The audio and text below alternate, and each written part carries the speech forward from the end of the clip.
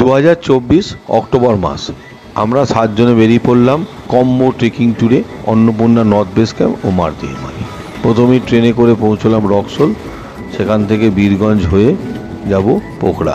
আমাদের পার্টিসিপেন্ট মানিক দে, ইন্দ্রজিৎ মাঝি, অরিজিৎ বসু, অপু মান্না, সুদীপ সাঁতরা, সৌজন ঘোষ ও পিনাকি মাল মানা।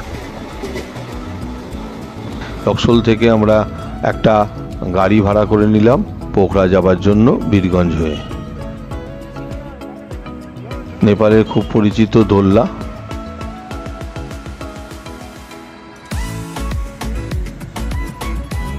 আমাদের পোখরা পৌঁছতে পৌঁছতে বিকেল হয়ে গেল। সন্ধেবেলা পোখরা, সকালবেলার পোখরা। একটা জায়গার দোকান থেকে আমরা স্লিপিং ব্যাগ ও টেন্ট ভাড়া নিয়ে নিলাম আমাদের আগামী নর্থ বেস ক্যাম্প ট্রেকের জন্য। এই পোখরা থেকেই দুটো ট্রেকেরই এ ক্যাব পারমিট বানিয়ে নিলাম, আর তার সাথে নর্থ বেস ক্যাম্পের জন্য চাল, ডাল, তেল, নুন কিনে নিলাম এই পোখরা বাজার থেকেই। আমরা পোখরা থেকে বাসে পৌঁছলাম বেনি। এই বেনি থেকে আবার গাড়ি ভাড়া করে চলে যাব নারচিয়াং ভিলেজ।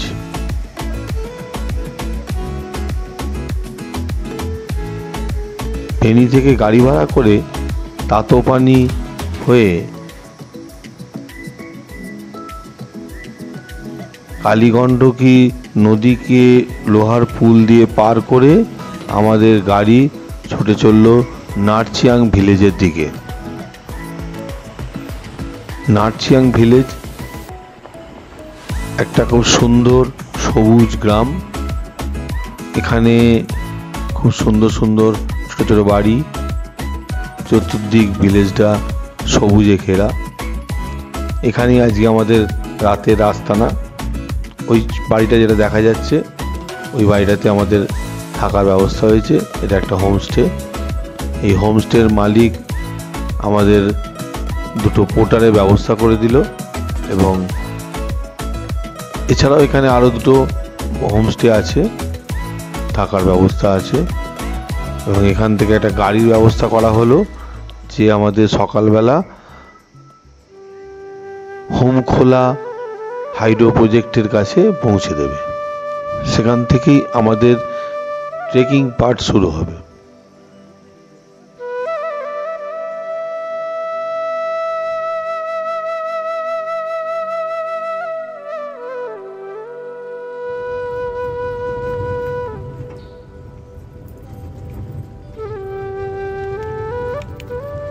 সকালবেলা যথারীতি গাড়ি এসে পৌঁছলো। গাড়ি করে আমরা চললাম হোমখোলা হাইড্রো প্রজেক্টের কাছে।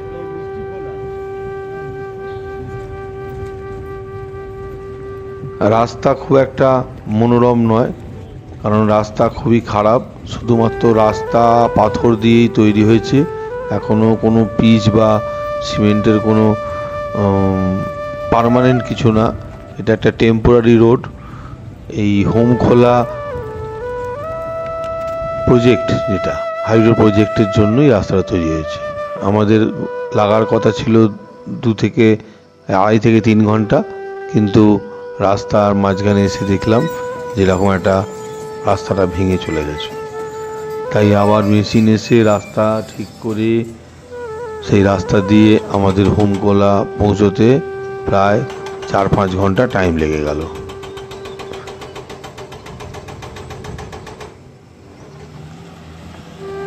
যাক, ভগবানের আশীর্বাদে রাস্তাটা ঠিক হওয়ার ফলে আমরা গাড়ি করে চললাম হোমখোলার দিকে।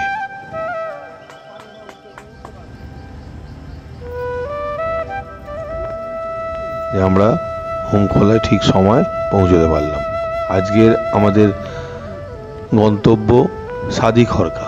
এই হোমখোলা থেকে ঘন্টা 4 হাঁটা সাদিখরকা। উপর থেকে যে ঝর্ণাটা নেমে আসছে ওটা হোমখোলা, আর এসে মিশছে মিষ্টি খোলাতে। এখানেই হোমখোলা হাইড্রোলিক প্রজেক্ট তৈরি হয়েছে। এই হাইড্রোলিক প্রজেক্টের জন্যই রাস্তাটা তৈরি হয়েছে, না হলে আগে লেতে থেকে তাতোপানি থেকে আরও কিছুটা এগিয়ে লেতে, সেখান থেকে এই সামনের পাহাড়টার পেছনে থলুবগিন পাস ক্রস করে সামনে গুফা পন্থের কাছে কোনো এক জায়গায় রাস্তাটা এসে মিট করেছে। ওখান দিয়ে আগে আসতে হতো। এই হুমখোলা হাইড্রো প্রজেক্ট হওয়ার ফলে এখন আমাদেরকে হুমখোলা পর্যন্ত গাড়ি পাওয়া যায় আমাদের, আর এখান থেকে আমাদের হাঁটা শুরু হয়। একটু ম্যাপটা দেখে নিই। হুমখোলা থেকে আমরা প্রথম দিন যাব সাদিকরকা, তারপরের দিন ভুসকেট মেলা হয়ে সুনখোলা হয়ে পৌঁছবো ক্যাম্প সাইটে। এই ক্যাম্প সাইট থেকে, ক্যাম্প সাইটটা অন্নপূর্ণা ওয়ানের একদম নিচে। এখান থেকে আরও কিছুটা গেলে তবে হচ্ছে অন্নপূর্ণা নর্থ বেস ক্যাম্প, যেখান থেকে অন্নপূর্ণা ওয়ান ক্লাইমের অ্যারেঞ্জমেন্ট করা হয়। আমরা হুমখোলা থেকে হাঁটা শুরু করলাম।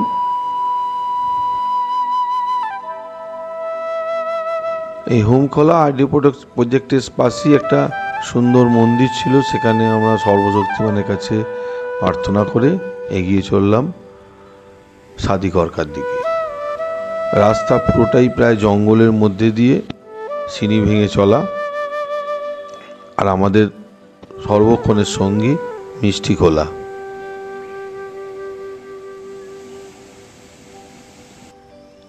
জঙ্গলের মধ্যে দিয়ে হেঁটে চলা।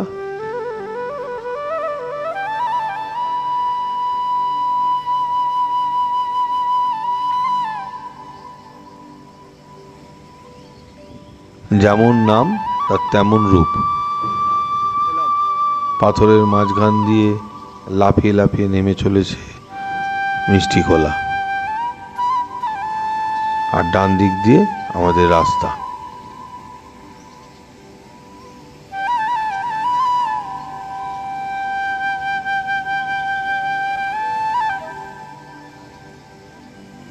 রাস্তায় কখনো ডান দিক দিয়ে, কখনো আবার বাঁ দিক দিয়ে, মাঝে মাঝে এরম ছোট ছোট নেপালি ব্রিজ, দড়ির, যেটা নেপালের বিভিন্ন ট্রেক রুটেতেই দেখতে পাওয়া যায়। একটা কমন ব্রিজ, দড়ির দিয়ে তৈরি, খুব সুন্দর। এটা দিয়ে আমরা পার হয়ে নদীর বাম পাশে চলে গেলাম। এবারে আমাদের নদী থাকবে ডান দিকে, আর আমরা বাঁ দিক দিয়ে হেঁটে চলবো।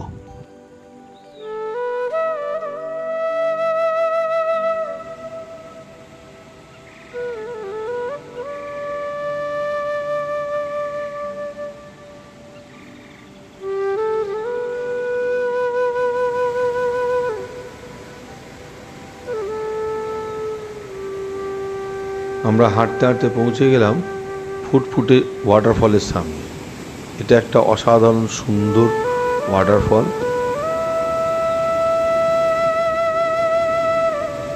মিষ্টিখোলা একটা ছোট্ট সরু জায়গার মাঝখান দিয়ে ঝাঁপিয়ে পড়েছে, আর সেটাই একটা ফল, ওয়াটারফলের রূপ নিয়েছে। নামটাও ভারী সুন্দর, ফুটফুটে ওয়াটারফল। জলটা একদম কাঁচের মতন স্বচ্ছ, তাই দেখতে ভারী সুন্দর লাগছে। ডান দিকে ওই ওপরে হেঁটে চলেছি সকলে, সোজা ওপরে উঠে গিয়ে আমরা পৌঁছে গেলাম সাদিকরকা। এখানে আজকে আমাদের রাত্রিবাস। এখানে একটা টেকার শার্ট করা আছে, সেটা অ্যাকচুয়ালি পোর্টারদের থাকার জন্য, আর অনেকটাই জায়গা আছে যেখানে টেন্ট ফেলা যাবে। অনেকগুলোই টেন্ট পড়েছিল সেদিন, প্রায় 8-10টা। সারাদিন কিছু খাওয়া হয়নি, তাই জলযোগের ব্যবস্থা করা হচ্ছে। পরের দিনের রাস্তা আমাদের বাঁ দিক দিয়ে। আজকে আমাদের হাঁটা হচ্ছে সাদিকরকা থেকে বেস ক্যাম্প। সকালে টিফিনটা একটু ভালো করে করতে গিয়ে একটু দেরি হয়ে গেল, বেরোতে বেরোতে 9টা বেজে গেল। নদীটাকে আবার পার হয়ে এখানে আমরা আবার নদীর বাম পার্শ্বে চলে এলাম। এবার আবার সেই বাম দিক ধরে হাঁটা। নদীটাকে যতই দেখছি ততই অবাক লাগছে, এত দূর পথ অতিক্রান্ত করছে অথচ জলটা একবারে কাঁচের মতন স্বচ্ছ। ওপর থেকে নিচের পাথরগুলো স্পষ্ট দেখা যাচ্ছে।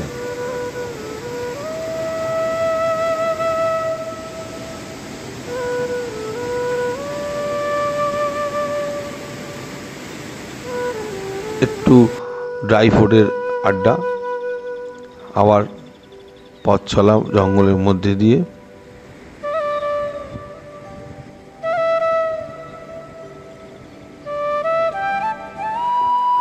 রাস্তাটা ভারী সুন্দর, জঙ্গলের মধ্যে দিয়ে ছোট ছোট সিঁড়ি বেয়ে রাস্তা উপরে উঠে গেছে।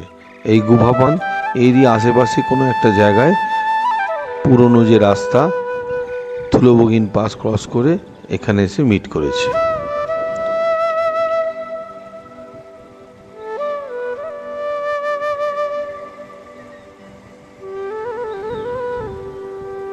আবার একটা ব্রিজ পার হয়ে আমরা নদীর ডান দিকে চলে এলাম। এবার নদী আমাদের সবসময় বাঁ দিকেই থাকবে বেস ক্যাম্প পর্যন্ত। ফুসকেট মেলা, এখানে থাকার খুব ভালো ব্যবস্থা আছে, জলের সাফিসিয়েন্ট জল থাকার জন্য এখানে টেন্ট করা যায়।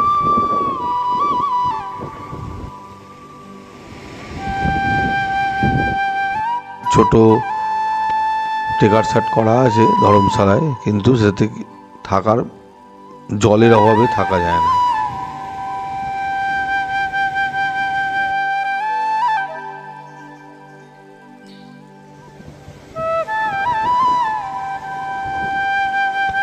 শুনে খোলা, লাপাতে লাপাতে এসে মিষ্টি খোলায় ঝাঁপ দিয়েছে।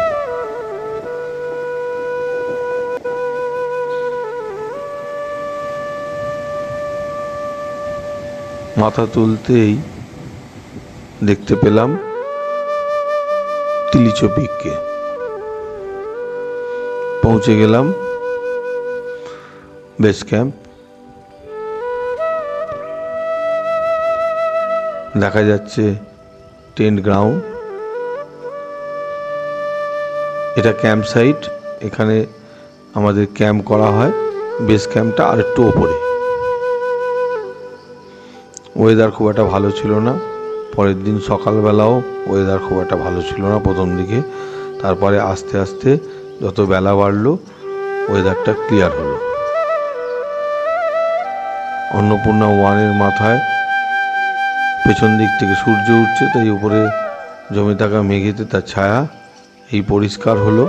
অন্নপূর্ণা ওয়ানকে আমরা সচক্ষে দেখতে পেলাম। এক সুন্দর নৈসর্গিক দৃশ্য, যেটা দেখার জন্য এত দূর থেকে আসা।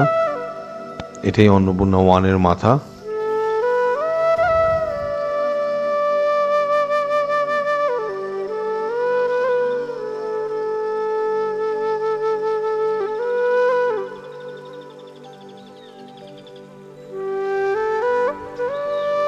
আরো বেলা বাড়তেই পরিষ্কার হলো নীলগিরি আর তিলিচোর মাথা। অন্নপূর্ণার মাথাটা পরিষ্কার হয়ে গেছে। নীলগিরি, তিলিচো আর তার সামনেই লেক, অসাধারণ। সমীরণ বসে গেছে রান্না করতে। সকালবেলায় ব্রেকফাস্ট আমাদের করতে হবে। বাঁদিকেরটা নীলগিরি, সামনে তিলিচো, তারপর বিখ্যাত ওয়াল গ্র্যান্ড ব্যারিয়ার, তারপরে মাউন্ট অন্নপূর্ণা ওয়ান আর সাউথ। এখানে একটা ট্রেকার সাট করা আছে পোটারদের থাকার জন্য।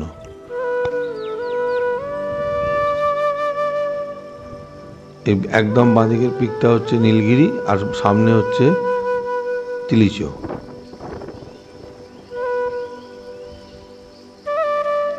দারুণ সুন্দর জায়গা। যত বেলা হতে থাকলো তত ওয়েদার পরিষ্কার হতে থাকলো।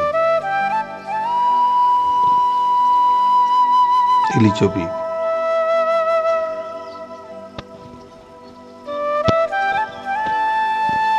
আমাদের দুজন সদস্য চলে গেল নর্থ বেস ক্যাম্প দেখতে। 4190 মিটার। অরিজিৎ আর সমীরণ ঘোষ।